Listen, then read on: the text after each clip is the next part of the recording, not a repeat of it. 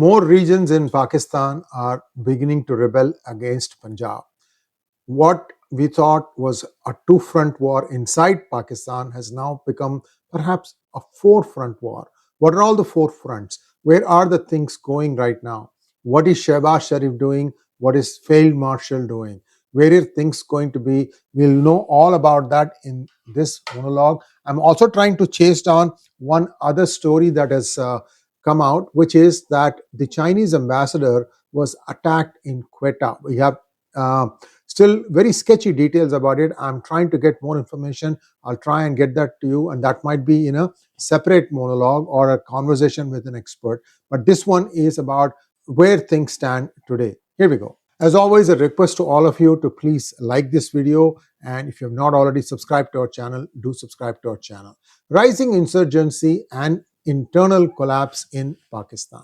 What is going on? First, 𝗟𝗡𝗙𝗪 Pakistan. It has started targeting Chinese assets and citizens in Balochistan, issuing direct threats to China and Turkey for aiding Pakistan's military. Why Turkey, you might wonder? Well, we'll get to that in just a moment. The lines between ethnic insurgent groups such as the BLA and the ideological jihadist groups such as the TTP are beginning to blur. This is a very important development. Baloch youth are now joining the TTP instead of the traditional BLA, BLF, BRA. Why is that happening? Well, only time will tell the reason, but I think there is a certain unity of purpose. Maybe they see some weak chinks in Pakistan's armor, and that's probably where things are being targeted.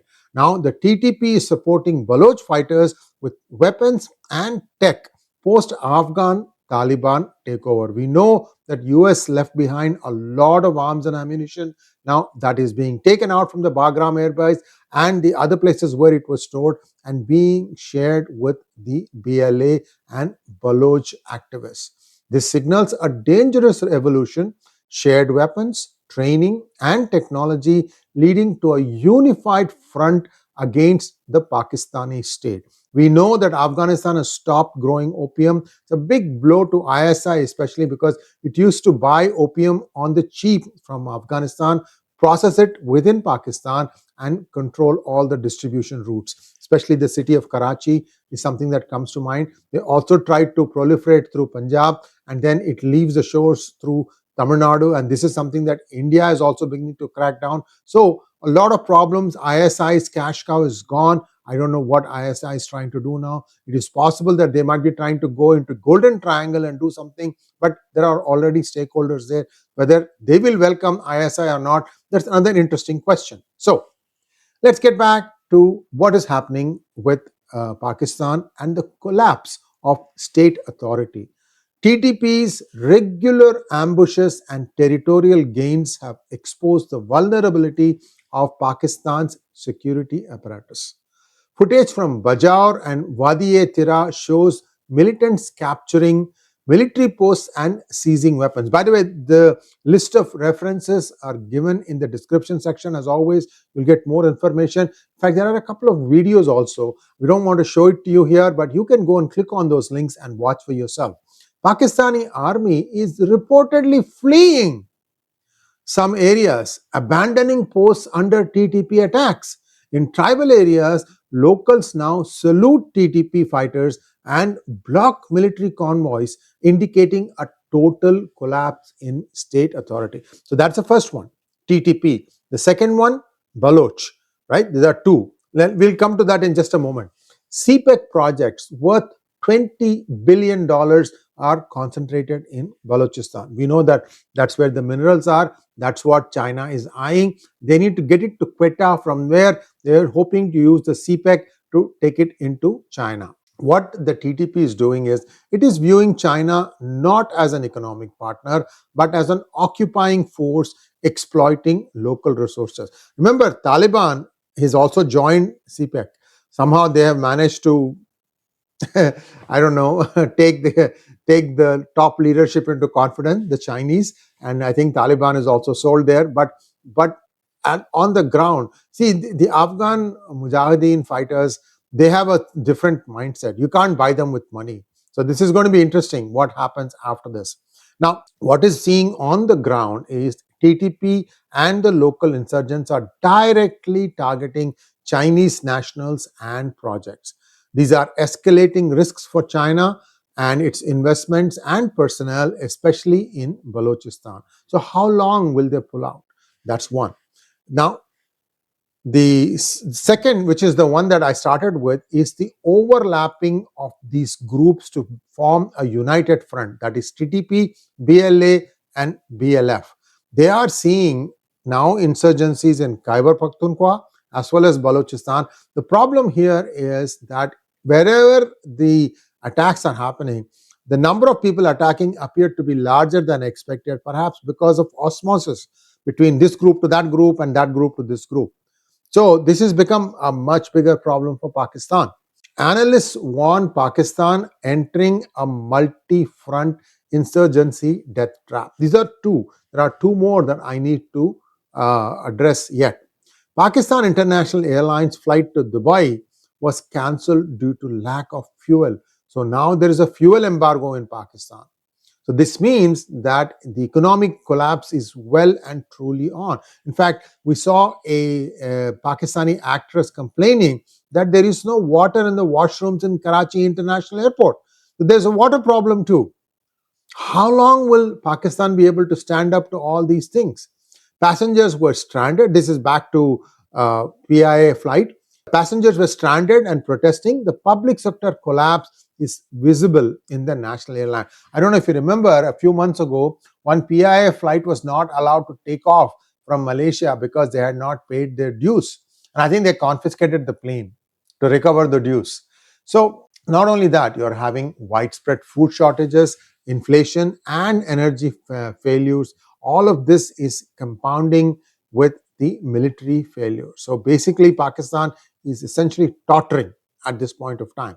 Video testimonies show citizens suffering while the resources are spent on political and military elites. So what do the TTP and BLA have now? They have advanced sniper rifles, night vision equipment, and captured American gear supplied via the Afghan Taliban. Is Taliban playing a double game here, meaning they are also aiding and abetting BLA and TTP while also talking Turkey meaning business, with China? Is that what's happening with Taliban? So I don't know. And Taliban is perfectly capable of playing this dual game too. Now, the Afghan Taliban's surplus US weapons are being sold to insurgents in Balochistan, Khyber Pakhtunkhwa, and even Libya. Go figure this one. Libya is already in a civil war. We don't even know how many groups are fighting how many other groups. Now, what are the strategic blunders Pakistan has committed since 2021?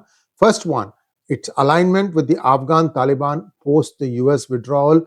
TTP regrouped, rearmed, and refocused.